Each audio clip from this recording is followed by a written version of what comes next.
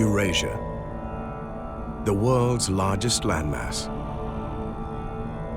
Some 10,000 kilometers from the Pacific to the Atlantic Oceans. A formidable distance even in today's world. And yet over that vast distance, human beings have pursued one of history's greatest enterprises, the Silk Road. A tremendously profitable trade route, and so much more. For thousands of years, exotic goods, new technologies, conquering armies, and brilliant ideas traveled along the Silk Road.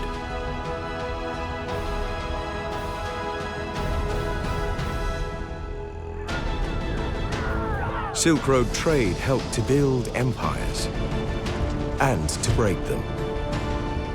It fanned the fires of revolution, drove great explorations, and forged powerful bonds between faraway peoples. The Silk Road made human beings realize that there are other people out there, and it opened the eyes of the East and the West.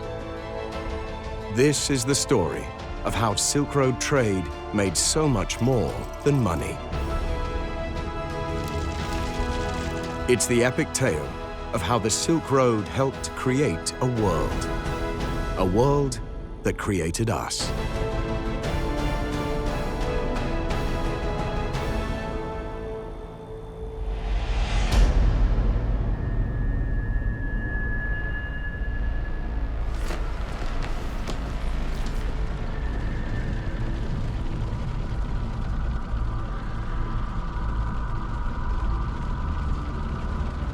At the Battle of Crécy in 1346, the English won an historic victory over France. Helped by a Chinese invention that had traveled to Europe,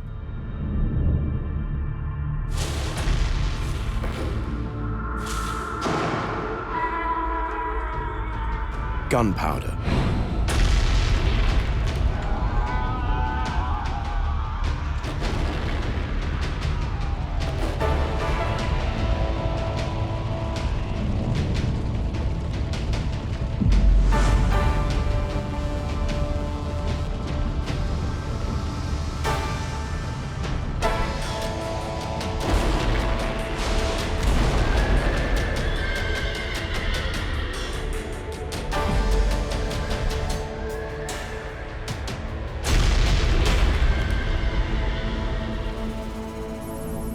And in the same year of 1346, some 2,000 kilometers east of Crécy, another battle was taking place on the shores of the Black Sea. A Mongol army had been laying siege to the Crimean port city of Kaffa, a Silk Road trading post belonging to the Italian city of Genoa. The Mongols were masters of siege warfare. But Kaffa was still holding out after more than 2 years. Suddenly, the Mongol army was decimated. Not by Kaffa's defenders, but by an unknown disease. The Mongols quickly ended their siege. But before they left Kaffa, they loaded their siege engines with the corpses of their dead and flung them over the city's walls, believing that the stench of death would kill the defenders.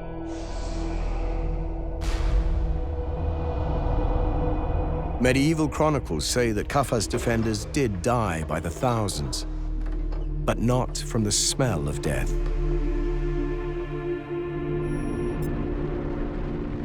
One year later, in 1347, the same disease that had killed the Mongols at Kaffa was killing people in Constantinople. By 1348, it was killing people across Western Europe. By 1350, it was killing people as far away as Greenland. And terrified Europeans had given it a name: the Black Death. In just under a decade, from 1347 to 1356, the Black Death killed at least 25 million Europeans, 1/3 of Europe's population. Today, most scholars believe that the Black Death was an outbreak of bubonic plague that was transmitted to humans by infected fleas living on rats. And we believe that it spread across Eurasia by hitching a ride with armies, ships, and caravans along trade routes that were already ancient by the time of the Black Death. Microorganic travelers of all kinds have moved across Eurasia for thousands of years. A biomigration that has had as big an impact on history as the more famous exchanges of new technologies and luxury goods. And as a recent discovery shows, tiny living things moving along the Silk Road brought life as well as death. We were putting together some new methods of looking for early agriculture, and for that we needed to do a survey of all the finds of early crops in Europe. When you looked at a map of all of Europe, then you could see there were these Chinese crops in small numbers very early on in Europe. Very early on was around 2000 BCE, when a Chinese grain called broomcorn millet appears in the Eastern European archaeological record. The actual crop itself will decay or be eaten, but rather fortunately, if it's cooked and overburnt, it turns to carbon. That will stay in the archaeological record for a long time. In the Chinese province of Inner Mongolia, archaeologists are studying the origins of broomcorn millet, one of the world's oldest domestic crops. 我们现在看到的是近100亩的糜子田。这个糜子在这个地方种植呢，有近8000年的历史，是世界范围内人工种植糜子最早的地区。那么糜子从这个地方起源之后，由东向西传入欧洲。那么这也是我们东方人、东方文明对西方文明的重要贡献。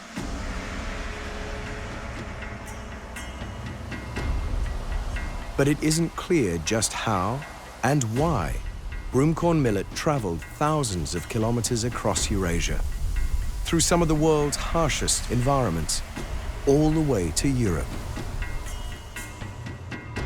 Millet's long journey may have begun simply because it traveled so well.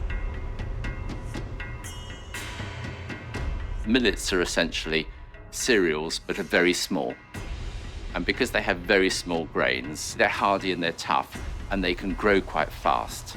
Broomcorn millet, at a push, can get from seed to seed in 45 days.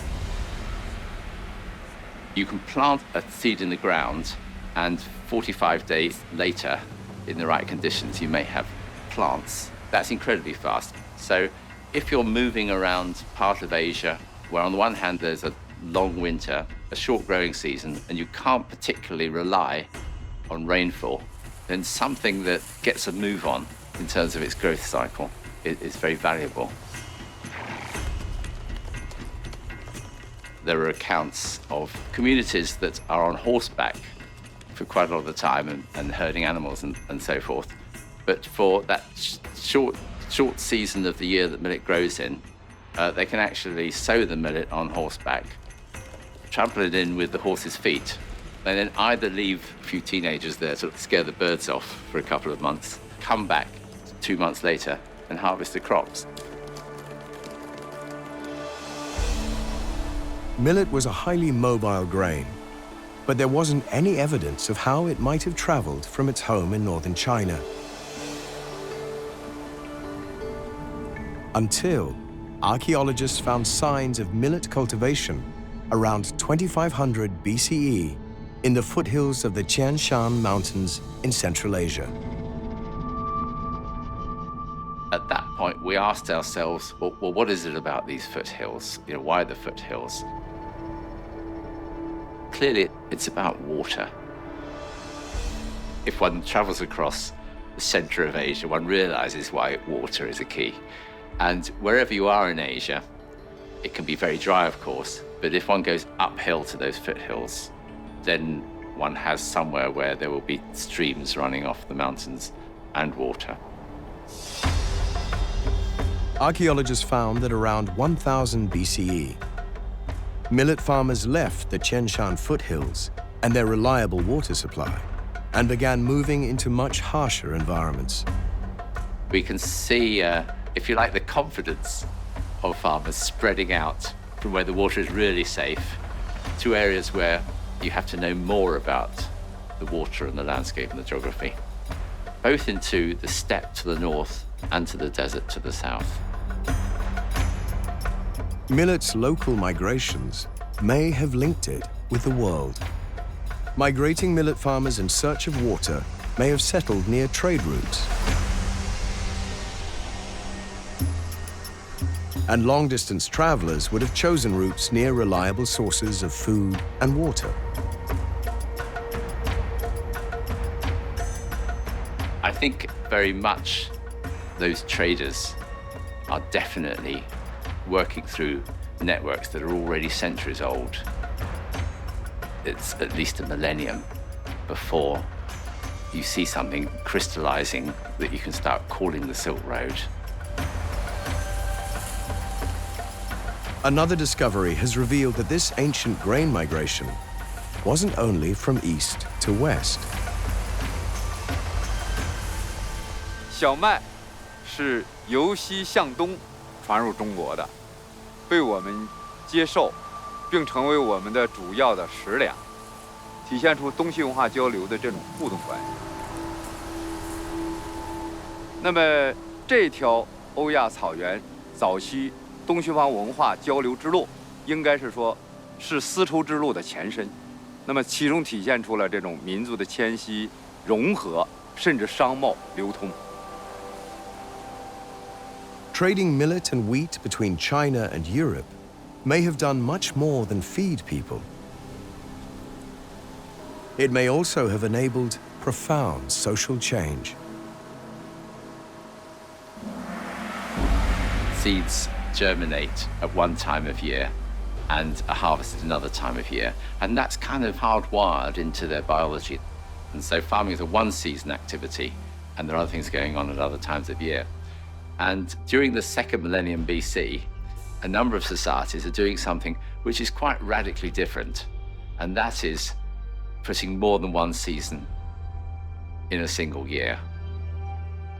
Crops like millet are really useful for that, in that if you are a Western farmer with wheat and barley fields reaching maturity during the summer, and you think, right, with the same plot of land, I want to increase production. And so I want another crop after I've harvested the first crop. You can't do a long season, large grain crop like wheat and barley again. So something that's short and sharp, like millet, you can tag on to the end of it and catch another season before the winters set in. Interestingly, when you get to China, it's the converse. You have this short season crop already there, and by rearranging your life, you can bring a long season crop such as wheat and barley in at that stage. So the implications are, with the same plot of land, you could basically get two harvests rather than one. So two sets of calories rather than one.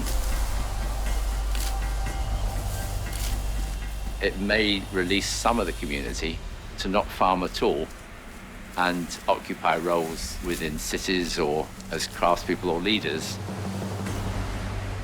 If we look at the second millennium BC, what we certainly see is at the same time as multi-cropping is there, then there are a lot of the community are not farmers, but instead metal workers or kings or priests or something else. And so what we see evidence of is multi-cropping allows a non-farming sector within the community. So what we have is a small, not very impressive looking seed, but because of the way it grows and because of its biology, it has a massive impact in changing the productivity of the heartlands of Western farming. So those Western farmlands could, in the same area, produce 2 crops rather than 1, and that enabled a whole series of things that we associate with the word civilization.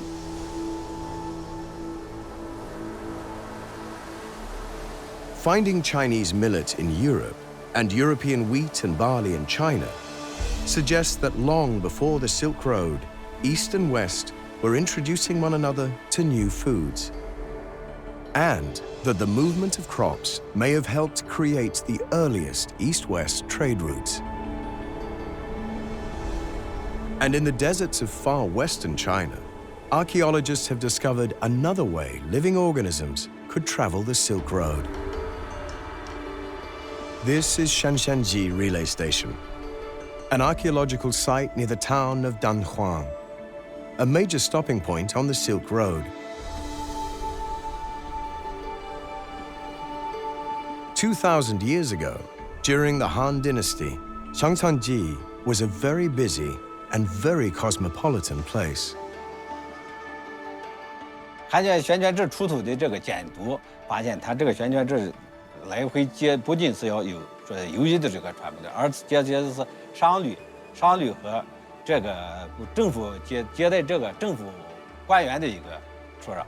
它你看汉简里边有接待的主要的官员，你像有我们西域的电王啊、吴松王、康熙王，他最多的时候国王，他最多的时候要1060多人。 所以它经过这个地方的人员也是来往往，是非常杂的。 It would be used for merchants, and it would also be used for government business. People could travel long distances knowing that there was somewhere they could stay and be refreshed and recover, change their horses, and then move on to the next relay station.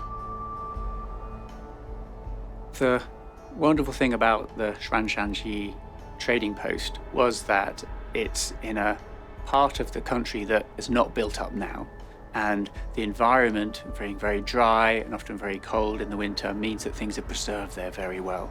So a lot of the things within inside that trading post have survived instead of decomposing.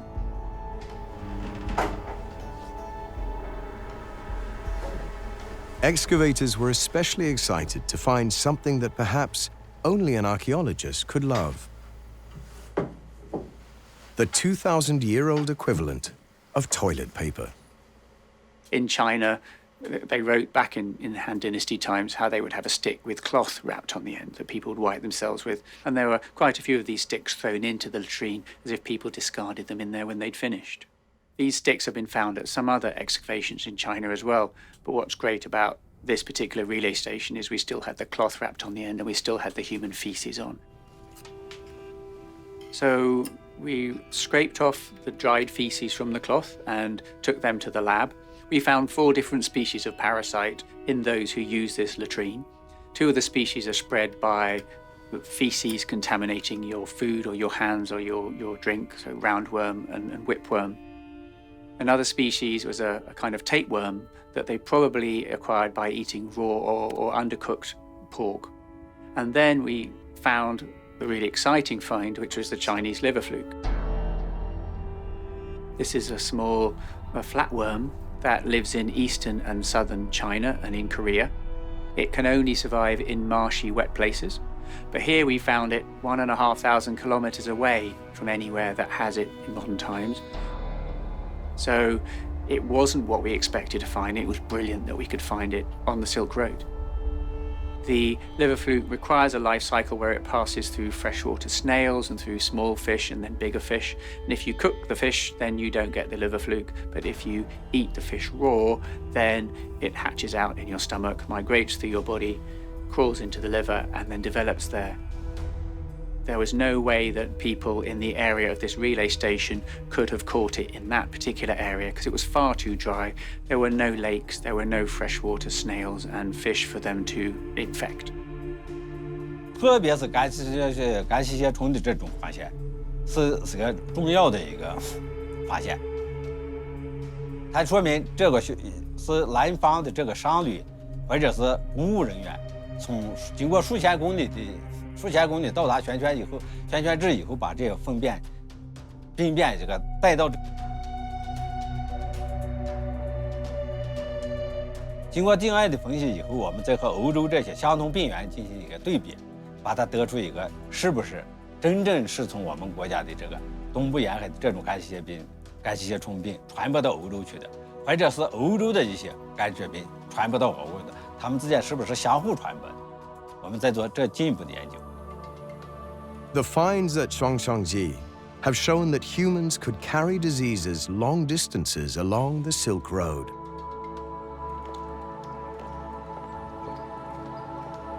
Another discovery has revealed what could happen when they did.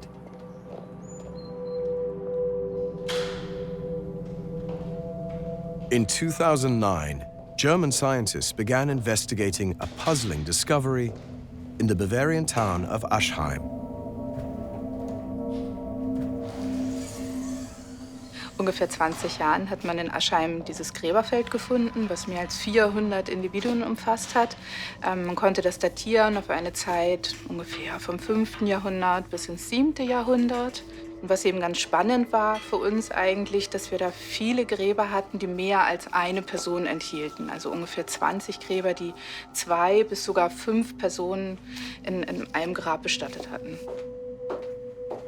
Aschheim sah eigentlich aus wie jeder Friedhof, den wir hier erwarten würden, bis eben auf diese Mehrfachbestattung, also diese Menschen, die in einem Grab zusammen bestattet waren. Und das hat uns eben neugierig gemacht. Und wir haben uns gefragt, warum sind ausgerechnet die in diesem einen Grab zusammen?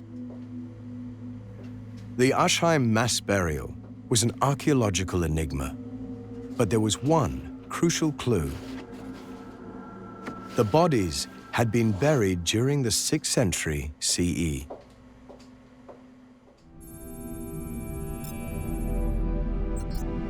In the 6th century, a terrifying illness called the Plague of Justinian ravaged the Eastern Roman Empire.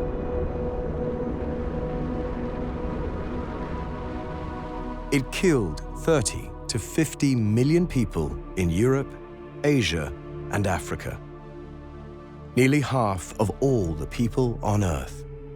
Wo uns dann Geschichtsschreiber erzählen, dass 1000 Menschen auf der Straße lagen, dass auf dem Höhepunkt der Seuche Zehntausende starben, so viele, dass sie gar nicht mehr begraben werden konnten, sondern dass so Wachtürme genutzt worden sind, wo sie die Leichen reingeschmissen haben und das dann einfach zugemauert haben, weil sie eben nicht mehr wussten, was man damit machen soll.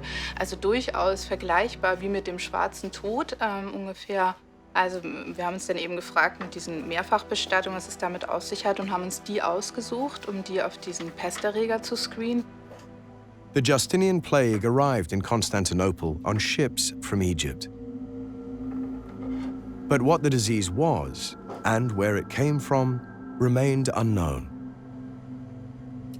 The team investigating Aschheim's mass burial hoped its bones might reveal the answer. Wir haben mehr als 20 Individuen darauf untersucht mit DNA-Analysen und haben bei 4 Individuen kleine Fragmente der DNA gefunden. Allerdings nur bei dieser einen Dame hier, also bei einer jungen Dame, genug DNA, um diese wirklich gut analysieren zu können. Und das ist eben dieses Individuum.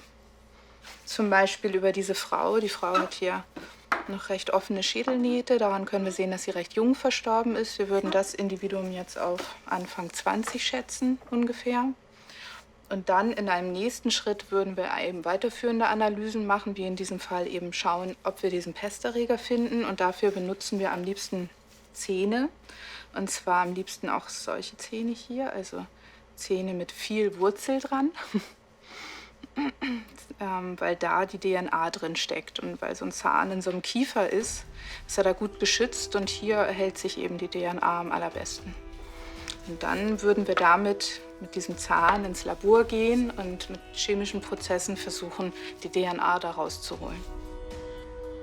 Und als wir uns dann die DNA angeschaut haben aus diesem Individuum, haben wir festgestellt, dass wir tatsächlich Yersinia pestis, also den Erreger der Pest des Schwarzen Todes, später gefunden haben. Was wir aber auch feststellen konnten, ist, dass dieser Erreger nicht in Europa entstanden ist, sondern eben in Asien evolviert ist. Studies like the Ashheim DNA project have concluded that 800 years before the Black Death, plague traveled the Silk Road, and that centuries later, the Black Death followed in its path. Most scholars now agree that the Black Death originated in Central Asia, and that it first reached Europe on Italian merchant ships returning from the East.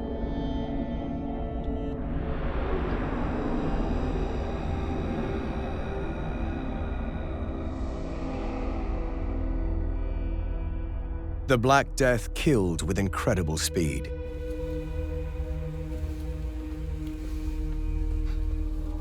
Victims had only a week to a few hours to live. Entire towns and monasteries were wiped out, and no one knew what to do. It may have spread about 5 miles a day, which is a lot faster than a lot of modern bubonic plague outbreaks. Whether it was because of the rate at which people fled from it that spread it faster than it might otherwise have been. And it certainly was something that had a dramatic effect on people in Europe. They all wrote about it, they were all scared of it.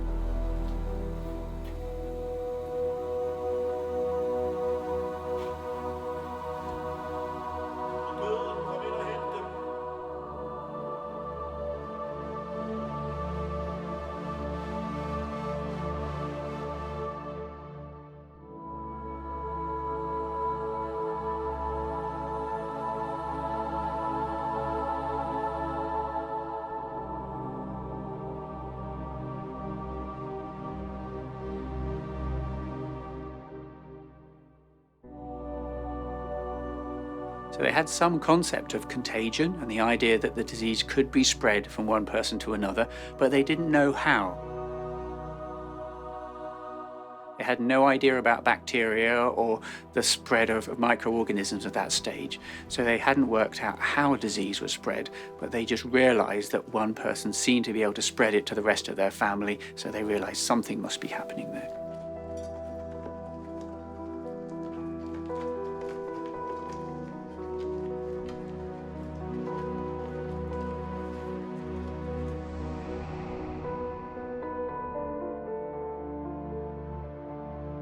Baffled physicians consulted the works of ancient authorities like Hippocrates, who lived 4 centuries before the birth of Jesus, and Galen, who lived 2 centuries after Jesus' death. Hippocrates and Galen believed that illness was a result of an imbalance among 4 so-called humours: blood, phlegm, yellow bile, and black bile. The theory was that if you had your 4 humours in balance, your blood, your phlegm, your black bile, and your yellow bile, then you'd be healthy. But if they came out of balance, or if you had corruption of one of your humours, then that would make you unwell. So the treatments the doctors used were largely based on their understanding of humoral theory. So at the beginning, they tried the normal treatments of dietary modification and bloodletting and baths and so on, but they had no effect.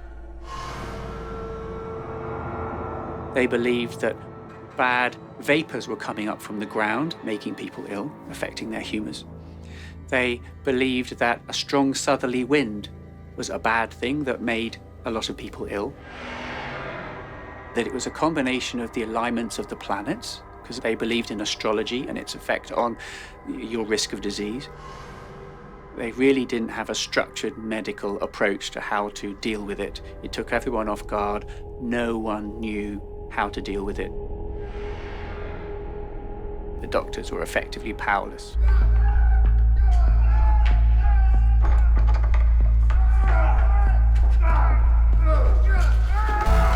Some citizens attempted another cure.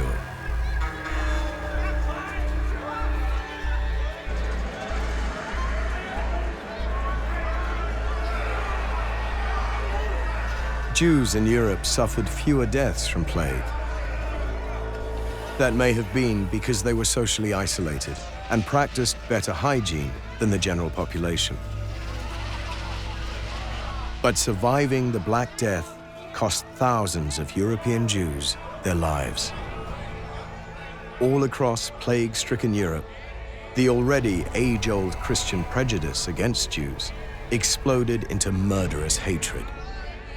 They believed that people with leprosy or Jewish people may have actually exacerbated the plague by poisoning people.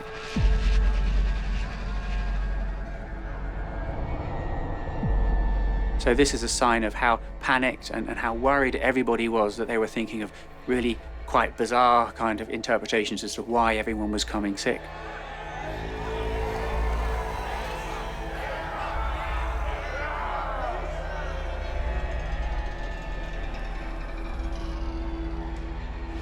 While mobs murdered Jews, physicians tried to stop the Black Death.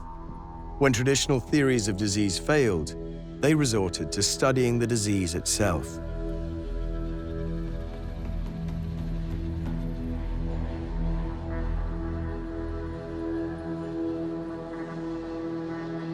They were desperate to understand what was causing the Black Death, how it spread, and how to treat it.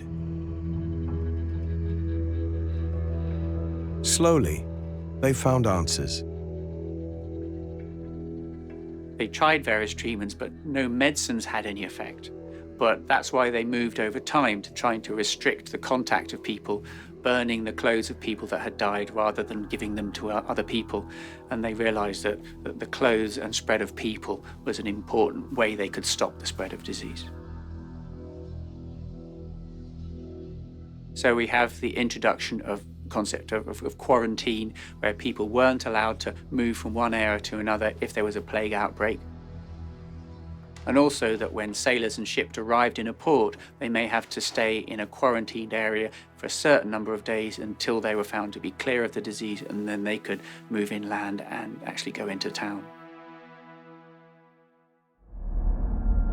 Over time, this new trial and error approach would spawn a medical revolution.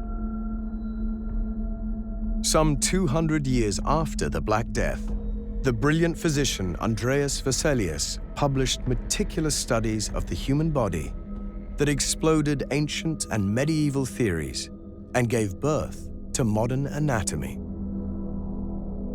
Europe's battle against the Black Death taught lessons that helped create modern medicine. And even centuries later, the Black Death still has much to teach.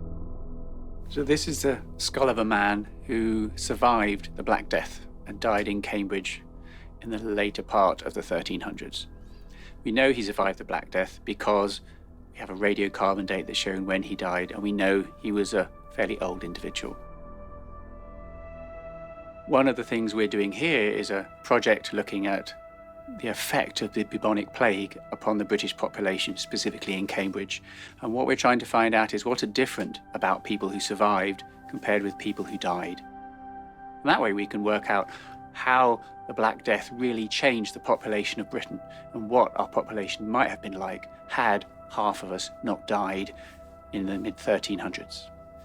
And to do that, we're looking at the genetics, the height, the health, and many other aspects of the skeletons that we find who died before the Black Death and the ones who died afterwards, so we can see the effect of this epidemic upon people in Britain.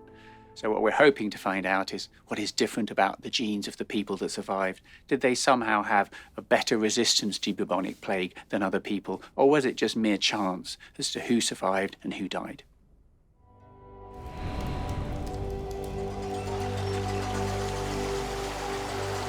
Those who did survive led better lives, as the greatest horror of their age gave way to a new era.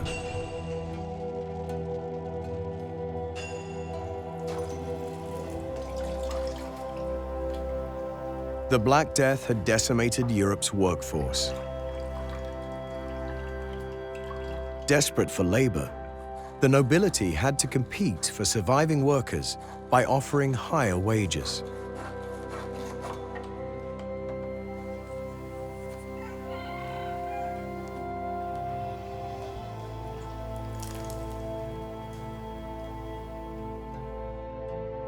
Over the next few centuries, we see a complete rebalancing in the population. So the poor, hungry farmers who didn't have enough land were suddenly in a different position. The farmers around them had died. Their income could go up because they could farm much more land.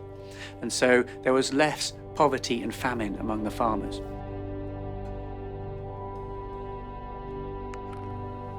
Opportunities increased due to the shortage of workers. Women could now be scribes and hold other jobs formerly reserved for men. The European middle class was born. The fact that we then had fewer people able to do manual labor means that not only did the price of their labor go up, so they then had better income, it also means that there seems to have been a number of inventions made specifically for labor-saving devices.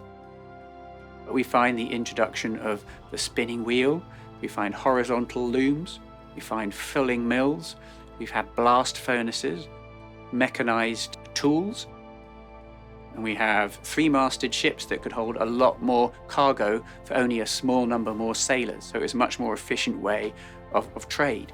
So over the next 200 years or so, we see big improvements in mechanization, and the fact that fewer people around meant that these things may have been invented because of the shortage of people following the Black Death.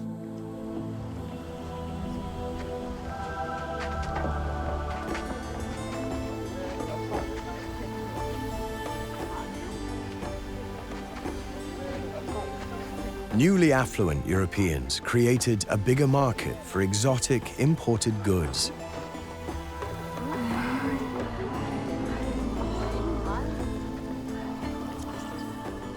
Especially for one faraway luxury, traded since ancient times along the Silk Road: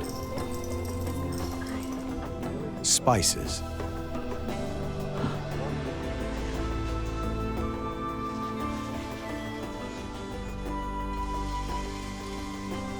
In the late Middle Ages, Asian spices like pepper, cinnamon, and cloves were highly valuable commodities.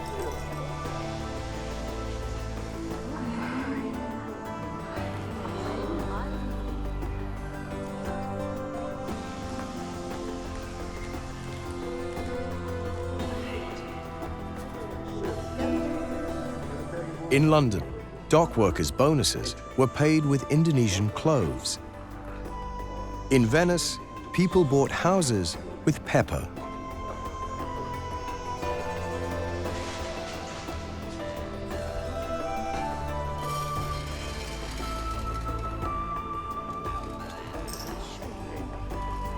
Anyone brave enough to seek out spices could get very, very rich. And trading in spices meant traveling the trade routes between East and West.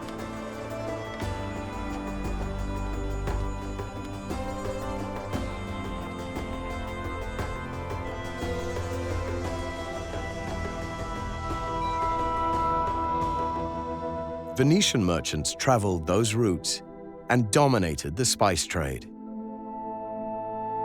Europe had to pay whatever Venice demanded.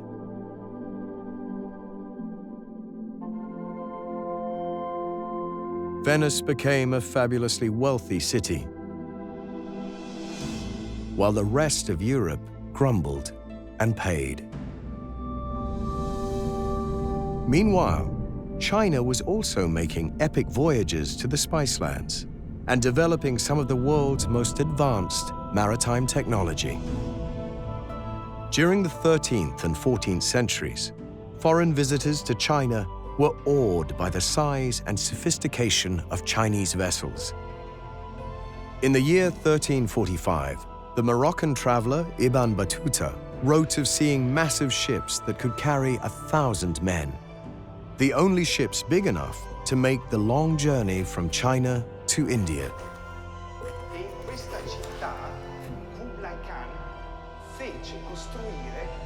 And Marco Polo told of sailing on a Chinese spice trading vessel in the year 1292 CE.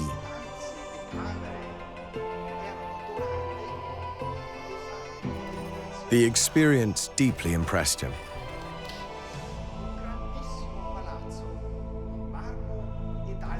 He claimed the Chinese ship he sailed on was capable of holding 5,000 to 6,000 baskets of pepper, a much bigger cargo than the spice ships of his native Venice could hold.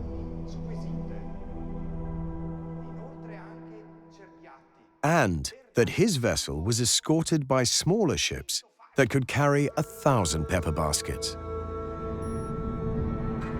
Polo embarked on his journey from the Chinese port of Chenzhou, a place he described as teeming with hundreds of vessels from China and from distant lands. But he didn't report his vessel's exact dimensions, leaving historians to wonder if he'd exaggerated the ship's size, or even if he had actually sailed on it. And then, in 1973, Chinese archaeologists found a shipwreck in Chenzhou Harbor. 载重量呢是有200吨，排水量有400吨。那这一艘沉船呢，根据这个随船的一个出土物的情况来看呢，是出土了很多的香料，总共有2000多公斤的一个香料。然后另外的还有一些这个象棋子啊，另外的还有一些外国的一个物产。那么通过这一个船的船载的这个物品来判断，这一艘船呢应该是从东南亚这些地方返航。 The Chenzhou ship was carrying rare woods from Java and Cambodia, frankincense from Arabia, even ambergris from Somalia.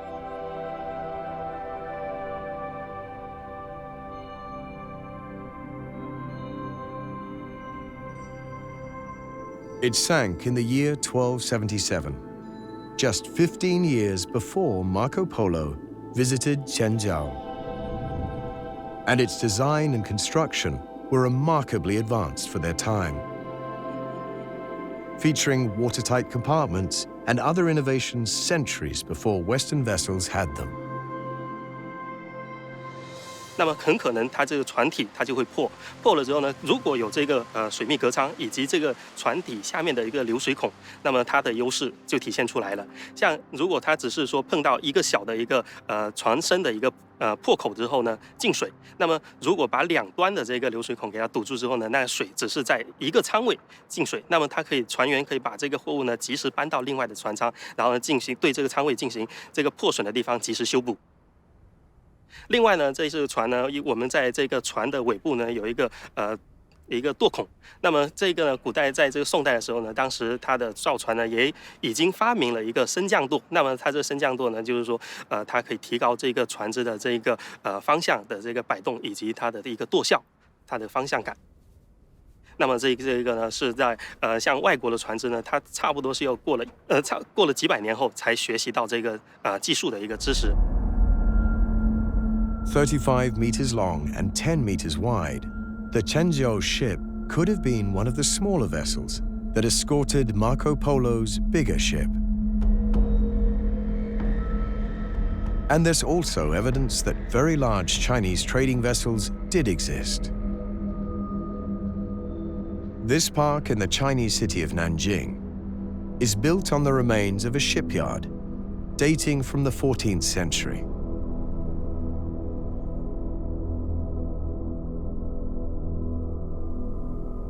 When they excavated that shipyard, archaeologists found 2 giant rudder posts, each of them over 10 meters long.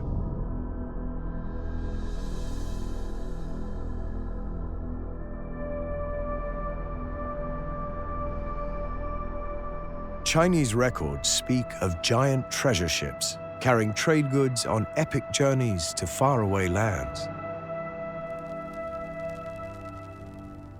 Commanded by the distinguished admiral Zheng He, a Chinese armada called the Great Fleet made 7 voyages between the years 1405 and 1433.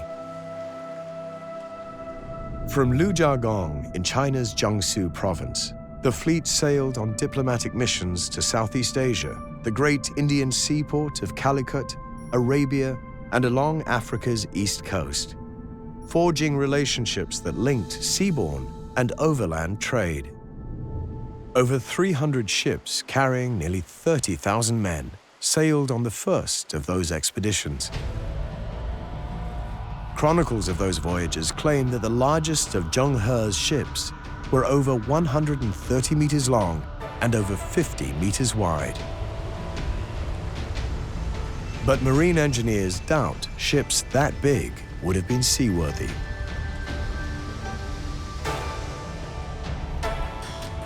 The American clipper ship Great Republic, launched in 1853, was 102 meters long and 16 meters wide. In 1872, her leaking hull sank her in a hurricane. The Wyoming, built in 1909, was 110 meters long. Its extreme length made it structurally unstable in heavy seas. In 1924, the Wyoming sank during a storm. If Zheng He's treasure ships were as big as Chinese chronicles claim, they would have been as long and wide as the Wyoming and longer than the Great Republic. 那么很多通过这个，像我们在访问一些造船师的时候呢，他们是觉得这个船只的这个体量是超出了这个我们现在所能够制造出来的这样一个船只的一个载体出来，所以呢还有待于这个考古发掘以及更多的一个资料来印证这样的郑和船队文献当中的一个记载是否是真实的。 Whatever the size of its ships, the Great Fleet deeply impressed maritime trading nations from Indochina to Africa. China seemed poised to dominate the coveted spice trade. But in 1433, Admiral Zheng He died. About the same time, the Chinese court began losing interest in long-distance voyaging, and Chinese seafaring entered a long decline. Scarcely more than 100 years after the Great Fleet's last voyage, the emperor declared overseas voyaging a crime. And it wasn't long before East-West trade suffered another blow. By the middle of the 15th century, the once mighty Byzantine Empire was in deep decline. The Ottoman Turks, descendants of Central Asian nomads, had conquered most of its territory. The Byzantine emperor ruled only his capital of Constantinople.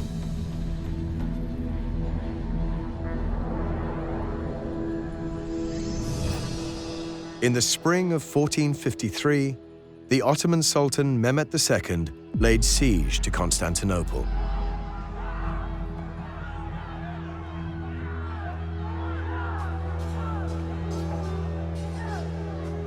The city was defended by a mere 7,000 troops. Mehmet had an army of some 80,000 men. But Mehmet wasn't sure he would win. The city's massive walls had withstood sieges for 1,000 years. Protected by those walls, Constantinople's defenders held out for weeks. But Mehmet didn't just have an army. He had a mega weapon.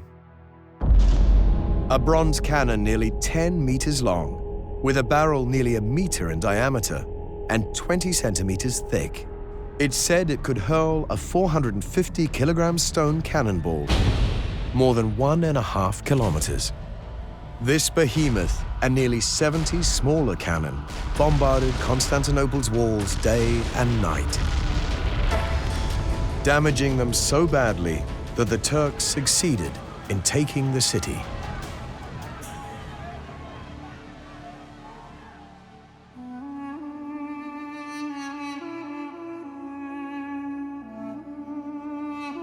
The fall of Constantinople was a devastating blow to Europe. Constantinople had been one of Christendom's oldest and holiest cities.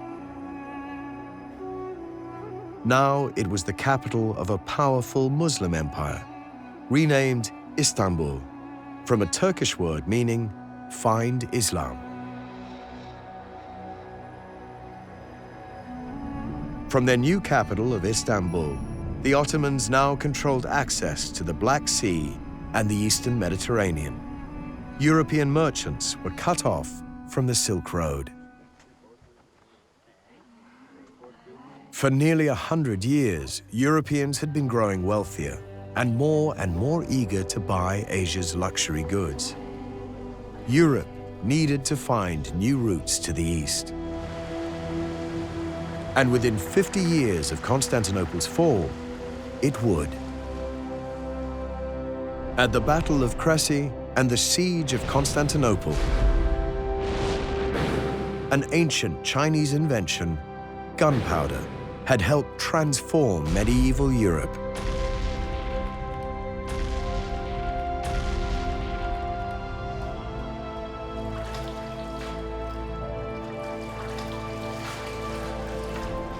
Now, another Chinese invention and European innovation would help transform the future.